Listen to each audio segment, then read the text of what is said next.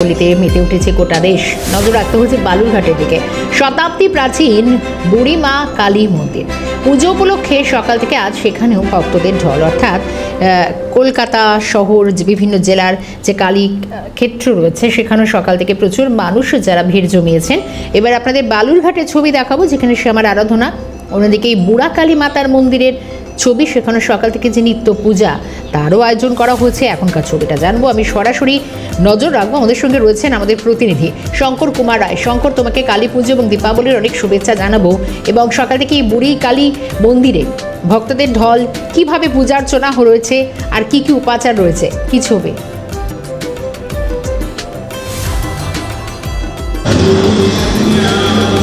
দেখো শর্মিষ্ঠা, এই মুহূর্তে কিন্তু আমরা রয়েছি বালুরঘাটের এবং বালুরঘাটের প্রসিদ্ধ বুড়ামা কালীবাড়ি। সেই বুড়ামা কালীবাড়িতে রয়েছি।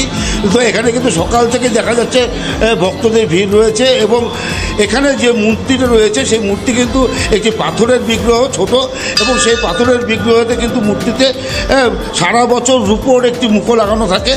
এবং পুজোর দিন অর্থাৎ আজকে সন্ধ্যার থেকে কিন্তু এটাকে স্বর্ণলঙ্কার পরানো হবে এবং সোনার গহনার সাথে কিন্তু সোনার মুখো লাগানো হবে। এই পুজো ঠিক কত বছরের পুরনো তা কিন্তু বলা যাচ্ছে না, তবে বালুরঘাট শহর যখন থেকে হয়েছে তখন থেকেই এই মন্দিরে আমরা দেখা পেয়েছি। এবং আমরা একটু কথা বলে নেব যে এখানে যারা রয়েছে সেই কর্মকর্তাদের সাথে, এবং ঠিক কী বিষয় এখানে যে পুজো রয়েছে এটা কত বছর পুরনো, কী এটার ব্যাপারে আমরা কেউ কিছু বলতে পারবো না। এটা আমরা জন্মের পর থেকে দেখে আসছি এই পুজো। এবার আমাদের পূর্বপুরুষরাও দেখে আসছে এখানে যে পুজোটা হচ্ছে আমাদের। এটা রয়েছে এখানে নাকি রানী ভবানী এখানে আমরা কথিত আছে যে রানী ভবানী এসছেন বা এসেই এসছেন। এটা মানে পুজোর সম্বন্ধে আমরা বলতেই পারবো না। এবার আমরা কেউই বলতে পারবো না যে পুজো কত সাল থেকে চলছে এই পুজোটা। দেখো শর্মিষ্ঠা, আমরা যে বিষয়টা জানতে পারছি তাতে কিন্তু এই পুজো বালুরঘাট যখন জঙ্গলাকীর্ণ ছিল, অর্থাৎ জঙ্গলে ভর্তি ছিল, সেই সময় থেকে কিন্তু এই মন্দির হয়। এক সাধু এখানে বিগ্রহ এনে প্রতিষ্ঠা করে। তারপর দীর্ঘ বছর ধরে কিন্তু এখানে পড়ে এইখানে কিন্তু টিনের চালা দিয়ে প্রথমে মন্দির করা হয়। পরবর্তীতে এই মন্দিরে কিন্তু এই পাকা মন্দির করা হয়। এবং বর্তমানে বালুরঘাটে যারা ব্যবসায়ী রয়েছে, বিশেষ করে তহবাজার এলাকার, তারাই কিন্তু এর দায়িত্ব নিয়েছে। এটি ট্রাস্ট করা হয়েছে। এবং যারা আসছেন, যারা ভক্তরা রয়েছেন, আমরা দেখতে পাচ্ছি যে মন্দিরের পরিবেশটাই যেন একটা অন্যরকম। চারিদিকে ধূপ ধুনুর গন্ধ এবং সঙ্গে যে ঘণ্টা তারা বাজাতে পাচ্ছেন, কারণ মাকে আরাধনা এইভাবেই করা হয়, মায়ের উদ্দেশ্যে শ্রদ্ধা জানানো হয়। প্রচুর মানুষ যারা আসছেন একটু তাদের সঙ্গে কথা বলো, কারণ যেমনটা যে শতাব্দী প্রাচীন এই মন্দির, তাদের কাছে এই মন্দির তার ঐতিহ্য কতটা?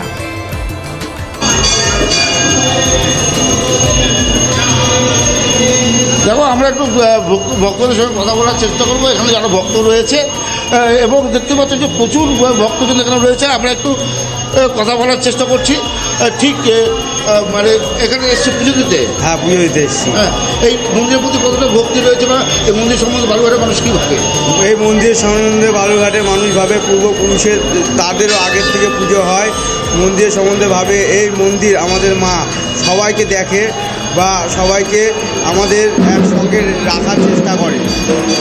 দেখো, আমরা কথা বলছিলাম এদের সঙ্গে এবং আরও যারা অভিজ্ঞ রয়েছে তাদের সঙ্গে কথা বলবো। মন্দিরের পাশাপাশি অন্যান্য সব মূর্তি রয়েছে একের পর এক, অর্থাৎ কালী মন্দিরের পাশাপাশি শিব মন্দির, শীতলা মন্দির, এইসব মন্দির কিন্তু রয়েছে। এবং এখানে কিন্তু ভোগের ব্যবস্থা রয়েছে এবং এখানে এই যে অর্থ সংগ্রহ করা হচ্ছে ভোগের জন্য। এবং আমরা যে একটু কথা বলে নেবো দাদা, এই পুজো সম্বন্ধে যদি একটু আমরা কিছু বলছি, কী হয়েছে?